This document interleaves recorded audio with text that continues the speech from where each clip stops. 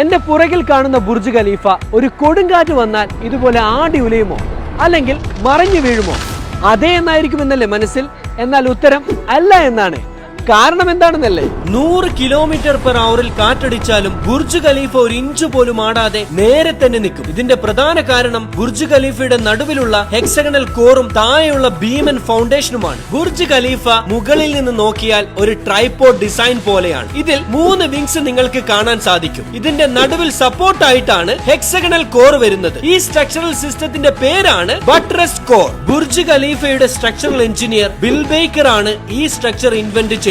ഈ ഒരു സിസ്റ്റം കൊണ്ടാണ് വളരെ ശക്തമായ കാറ്റ് ബുർജ് ഖലീഫയിൽ ഹിറ്റ് ചെയ്യുമ്പോൾ ബിൽഡിംഗിന് കേടുപാട് പറ്റാതെ കാറ്റ് ദിശ മാറിപ്പോകുന്നത്. ഇതിന് പുറമെ എടുത്തു പറയേണ്ടത് ബുർജ് ഖലീഫയുടെ ഫൗണ്ടേഷൻ ആണ്. 10 നില ബിൽഡിംഗിന്റെ അത്രയും വരും ബുർജ് ഖലീഫയുടെ ഫൗണ്ടേഷൻ. അതായത് സ്റ്റാച്യു ഓഫ് ലിബർട്ടിയുടെ അത്രയും ഉയരമുണ്ട് ബുർജ് ഖലീഫയുടെ ഭൂമിക്കടിയിലെ ഫൗണ്ടേഷൻ. 1,10,000 ടൺ കോൺക്രീറ്റ് കൊണ്ടാണ് ഈ ഫൗണ്ടേഷൻ കംപ്ലീറ്റ് ചെയ്തിട്ടുള്ളത്. ഫൗണ്ടേഷന്റെ അകത്തുള്ള ഭീമൻ റീബാറുകളിലേക്ക് 24 മണിക്കൂറും ഇലക്ട്രിസിറ്റി പാസ് ചെയ്തുകൊണ്ടിരിക്കുന്നുണ്ട്. കോൺക്രീറ്റിന്റെ അകത്ത് 192 ബാറുകൾക്ക് തുരുമ്പോ കേടുപാടോ പറ്റാതിരിക്കാനുള്ള ഇലക്ട്രോളിസിസ് എന്നൊരു ഫിസിക്സ് മെത്തേഡാണിത്. 2004 ബുർജ് ഖലീഫയുടെ കൺസ്ട്രക്ഷൻ തുടങ്ങുന്നത്. കൺസ്ട്രക്ഷൻ തുടങ്ങി വെറും 6 കൊല്ലം കൊണ്ടാണ് ദുബായ് ബുർജ് ഖലീഫ എന്ന ലോകാത്ഭുതത്തിന്റെ പണി പൂർത്തീകരിച്ചത്.